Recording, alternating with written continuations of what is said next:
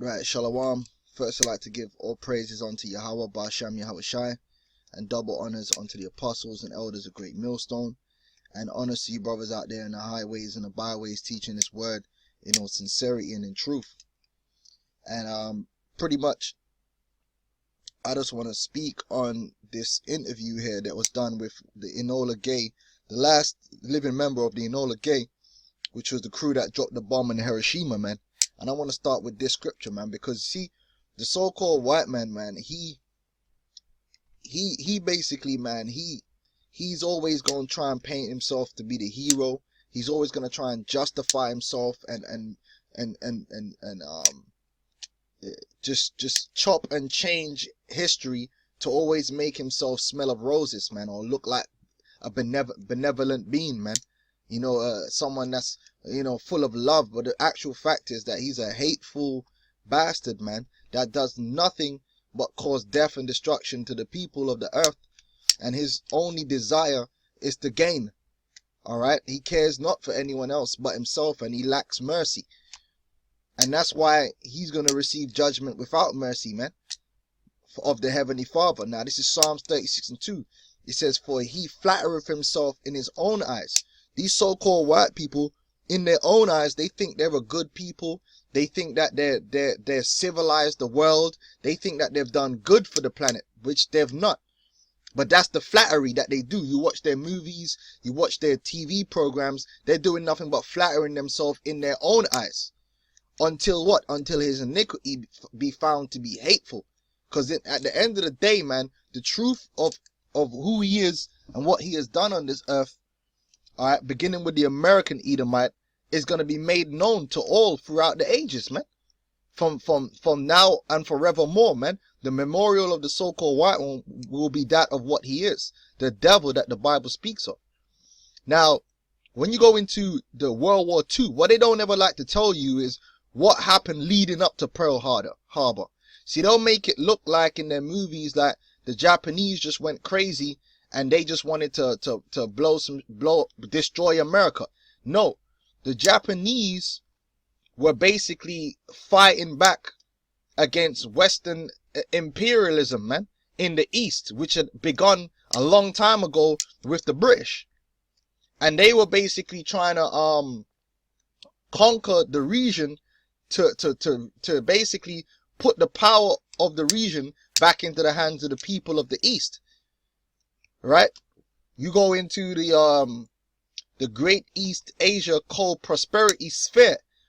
Yeah, it says it was an imperial concept created and promulgated for occupied Asian populations during 1930 to 1945 by the Empire of Japan. It extended greater than East Asia and promoted the cultural and economic unity of Northeast Asians, Southeast Asians, and South Asians and Oceanians.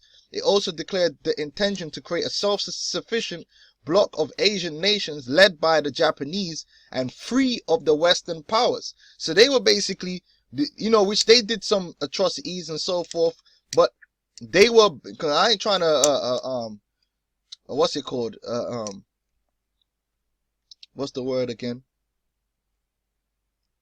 Basically, I'm trying to sugarcoat the Japanese like they were some fairies or something like that, like, you know, soldiers of righteousness. But at the end of the day, that region of the world, that's their region of the world. The so-called white man was all the way on the other side of the world. What the hell was he doing over there in the first place?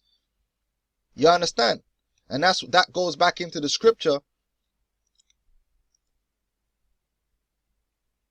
in Habakkuk. He don't keep at home. This man, why the hell did they have a military base in Pearl Harbor? You know what I'm saying? It's this, you know, why were they occupying the Philippines? All right, this is Habakkuk. Sorry, not 3. Habakkuk, the 2nd chapter. Habakkuk 2 and 4. It says, "For behold, his soul which is lifted up is not upright in him, but the just shall live by his faith. Yea, also, because he transgresseth by wine, he is a proud man, neither keepeth at home." This man don't stick to his borders, man. Or even the borders he steals, he don't stick to them. He just wants to steal more.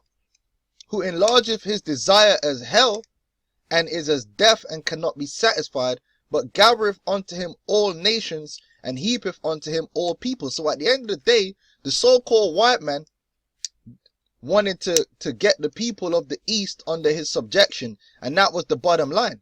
Now, when you go into, I got some quotes here. All right, I'm only going to get a couple of these quotes. You can look up this video. It's called The Truth of World War II. What did Japan fight for? All right. Now, this is from Herbert Hoover, 33rd President of the United States. It says, Pearl Harbor was a madman's plot for the U.S. to attack Germany. Roosevelt's total economic sanctions against Japan and his contemptuous refusal of the Japanese Prime Minister's peace proposal in September were the crucial precursors to the Pearl Harbor. Had we not provoked the Japanese, they would they would never have attacked us. All right, because the Japanese weren't in the Western Hemisphere. They didn't roll up in the Western Hemisphere. All right, we get the next one.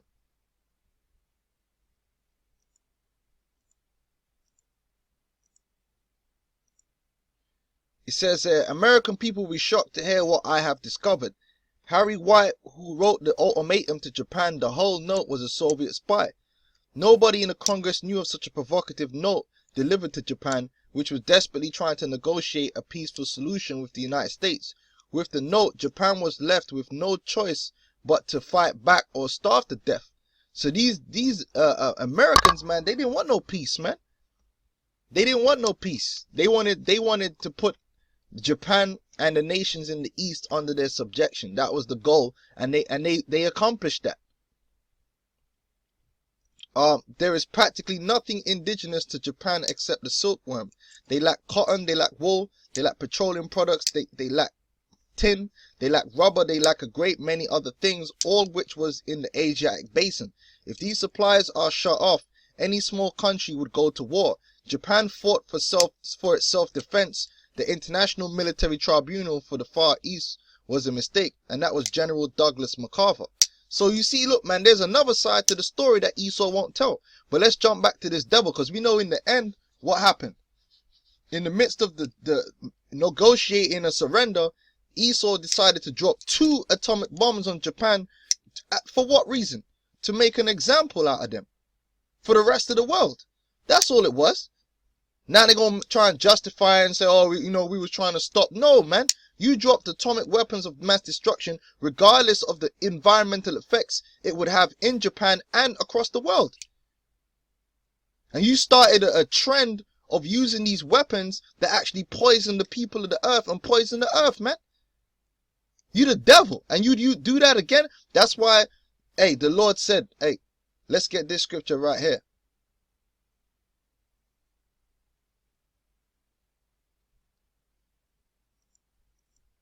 Because you devils, man, you were the first nation to use atomic weaponry. And you're going to be the last nation those same weaponries that you pioneered are going to be used on. Psalms 9 and 16. The Lord is known by the judgment which he executed. The wicked is snared in the work of his own hands.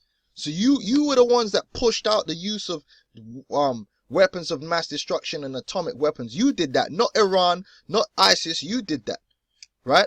And that same spirit and vibration you pushed out is going to fall back on your own head.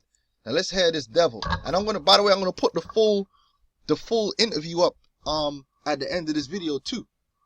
Say about them. Do you think that the Japanese people will ever be able to forgive the Americans after all this destruction in both Hiroshima and Nagasaki? Well, I don't know if they will or not. If I had been living in Hiroshima or Nagasaki at that particular time, I probably wouldn't forgive them either. But you're damn right you wouldn't. The so-called white man don't forgive anybody, man. All right, that's a fact.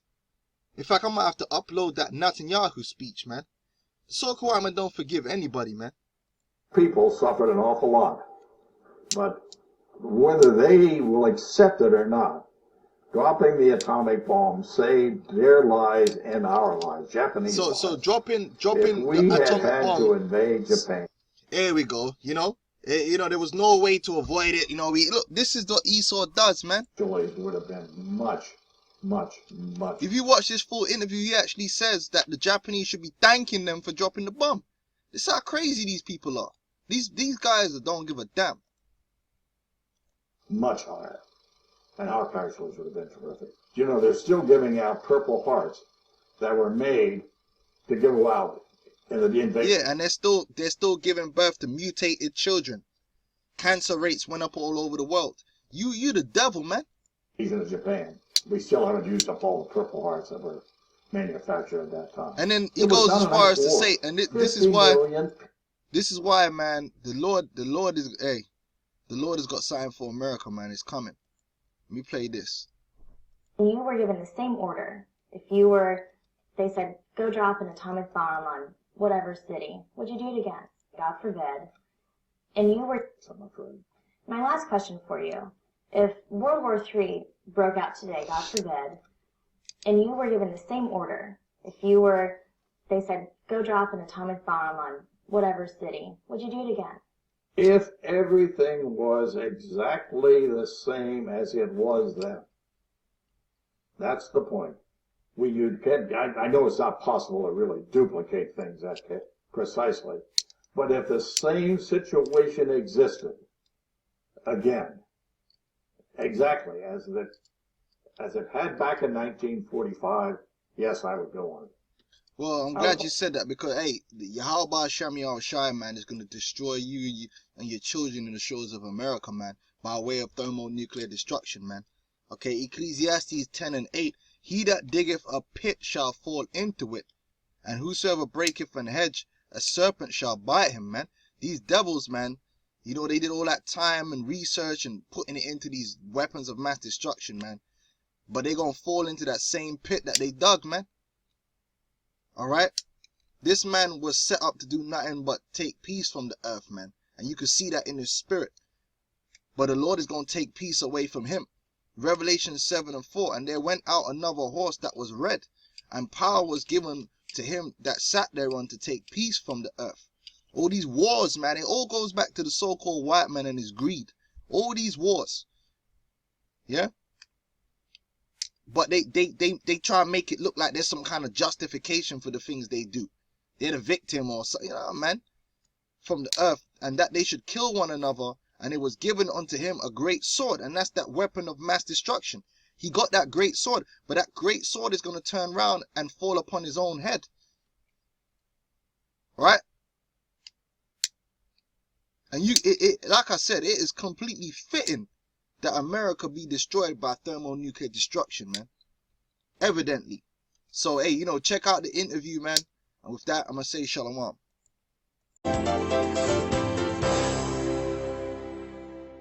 Today, only one of these 12 crew members of the Enola Gay lived to tell the story. I'm joined by that man today, Theodore Van Kirk. So if you could now, take us through the steps of that fateful day. Well, that day wasn't the important day because the bomb was dropped by 9:15 and 8:15 in the morning, Tinian time, 9:15 Tinian time, 8:15 Hiroshima time. So it was all over by then. But the day before was the important day because you have to go back and realize what happened during this period.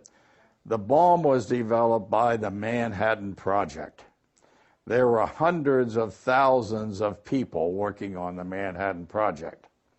They built 3 cities, here in Oak Ridge, Tennessee, Los Alamos, New Mexico, and Hanford, Washington, just to research how to make the bombs and make the materials then from which to make the bombs. So this effort had been going on a long time, ever since the beginning of the war, when Einstein wrote a letter to Franklin Roosevelt saying that it might be possible to make an atomic weapon. So all this had been going on, and we had started preparing to drop the atom bomb in the fall of 1944 before we even had a bomb. We were, if you were a poker player, you'd say you're betting on the come. So that's what happened. And then they had a test of one of the first atomic bombs in Alamogordo, New Mexico, on July 16th of 1945. After that, everything started getting hotter and everything of that type. And we knew we were going to have a weapon to drop, so then we had to prepare we had already been preparing to drop it. So if we didn't know how to drop it by this time, we never would. So the day before, we had a briefing in the morning, and then they told you to go back and get some sleep because you're going to take off at 2:45 a.m. Everything started at 2:45. And so then you went back and to get some sleep, and nobody slept. How do they expect to tell you you're going out and drop the first atomic bomb and then go get some sleep? At 8 o'clock at night, they came and got us finally, and then took us over and gave us the final breakfast in this sort of business. I call it the final breakfast, so they call it the mission breakfast. And then over to the final briefing, where they gave you the latest metro data, told you where all the air sea rescue ships were, and everything of that type. Any final things that they needed to know. So then we finally finished all that. We got in the airplane and took off. Very simple. I mean, once you got up in the plane, what was it like? How were you feeling? It was easy because everything went exactly according to plan. There wasn't a surprise in a whole bunch. And with what we had prepared for and had been expecting and everything of that type all this time, you could see the coast of Japan from a good 200 miles away. Well, maybe 100 miles away. You could see the city of Hiroshima from 50 miles away. So you just went in and turned on to the bomb run, and by this time it was in the bombardier's hands, and you sat there and waited for the drop. And when the drop came, the plane surged because you suddenly lost 9,400 pounds, and Tibbets took over manual control again and made the turn to get away from the bomb. The biggest thing that we were concerned about was, is this bomb going to work? Because this was a bomb that had never been tested. This was a uranium-235 bomb that had never been tested. The one they tested was a plutonium bomb. So was it going to work or wasn't going to work? And it took 45 seconds from the time the bomb left the airplane until it exploded. Everybody was sitting there timing it in some way, shape, or form. I had a watch, so I knew what the time was. The other people were counting 1001, 1002, and so forth. And suddenly the bomb went off, and you saw a bright flash of light in the airplane, so you knew the thing had worked. And the only question then was, what was it going to do to the airplane? So we were going away from it at this time. We got putting distance between us and the bomb, kept that up. After a very short time, we got the first shock wave, which was measured about 3.5 Gs. You're up there in Washington, you know all these military people. You know what a 3G is and everything of that type. So it doesn't seem like much to a fighter pilot, but if you're in a B-29 at 30,000 feet, it seems like a hell of a job. So then we turned around after we weren't sure we weren't going to get any more shock waves. We turned around to look what had happened, and the shock wave of the city of Hiroshima was completely covered with smoke and dust. And you knew a tremendous amount of damage had been done underneath that cloud there and everything, but you could not see what it was. When they tested the first atomic bomb in New Mexico, as you mentioned, Robert Oppenheimer, who's of course the mastermind behind the Manhattan Project, I read a quote from him and he said, few people cried, most were silent. How did you feel when that bomb detonated? I was happy it worked. That's number one. We had been in a long war. We had been attacked by the Japanese. The Japanese people were not nice people in those days. My next door neighbor, who was a prisoner of war all the time, has more stories about this to tell than I can tell. But we had the Bataan Death March, all the casualties we took down in the Solomons and this sort of thing. The policy of the United States government at that time was to subdue the nation of Japan. And I was willing to do anything I could do to help that out. And that was my policy also, the country was trying to subdue Japan, and I was trying to also subdue Japan. Let me make one comment here. The Japanese you know today are not the Japanese we fought during World War II. The Japanese today are nice people and everything of that type. We've had Japanese students living with us in our homes out in California for many, many years. And I couldn't ask for better. But the Japanese during World War II were not that nice of people. And that's all I'll say about them. Do you think that the Japanese people will ever be able to forgive the Americans after all this destruction in both Hiroshima and Nagasaki? Well, I don't know if they will or not. If I had been living in Hiroshima or Nagasaki at that particular time, I probably wouldn't forgive them either, because those people suffered an awful lot.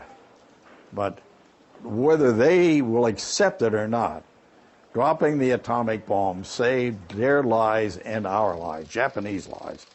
If we had had to invade Japan, the Japanese casualties would have been much, much, much, much higher. And our casualties would have been terrific. You know, they're still giving out Purple Hearts that were made to give out in the invasion of Japan. We still haven't used up all the Purple Hearts that were manufactured at that time. It was not a nice war. 50 million people got killed during World War II, and they all have bad stories to tell about it. In hindsight, do you think that there was any way to avoid using the atomic weapon, any other options that would have achieved the same goal? 3 main options. One was to put a blockade around Japan and starve the people to death. How do you starve people to death that are already living on 1,000 calories? You can't do it. Then the other 2 options were drop the atomic weapons or put a full-scale invasion into Japan. The atomic weapons would have resulted in less casualties overall than if the invasion of Japan would have done. And if you ask any GI, ask anybody that was in the service over the Pacific, and they love the atomic bomb and everything. My next door neighbor came over here when he found out what I did at dropping the atomic bomb. And he came over here at 6 o'clock one morning pounding on my door. Says, I just found out what you did. You saved my life. And I says, well, you pound on my door at 6 o'clock again. I won't save it. That's all I can say. But everybody who's in the Pacific at the time will come up to me and say, you saved my life. Do you regret being on that mission that dropped the first ever atomic bomb? I regret we ever had to have a mission. I regret every mission I had over Europe and everything of that type. I dropped a lot of bombs over there that killed people and probably killed civilians. But do I regret the atomic mission? I regret we had to do it. There's a fellow here the other day, and what was it? He was saying that the Japanese should apologize to us for making us drop the atomic bomb. That was a new twist on things I've never heard before. But I regret that we had to do it.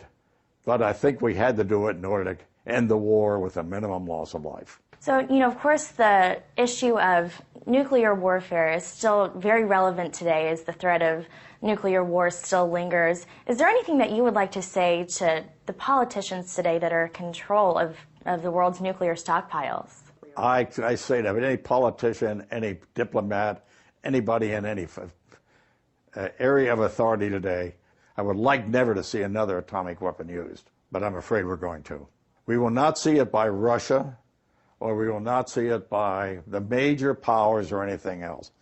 I dread the day when the terrorists are going to get nuclear weapons, because they are not near as thoughtful of the consequences of nuclear bombings as we are, as major powers are. And they will toss them around like matchsticks, I'm afraid. My last question for you.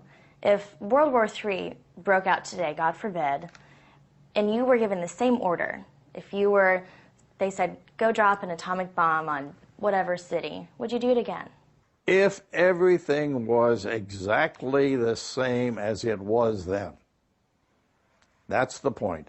I know it's not possible to really duplicate things precisely, but if the same situation existed again, exactly as it had back in 1945, yes, I would go on it. I would volunteer for it, as a matter of fact. I'd want to go on it.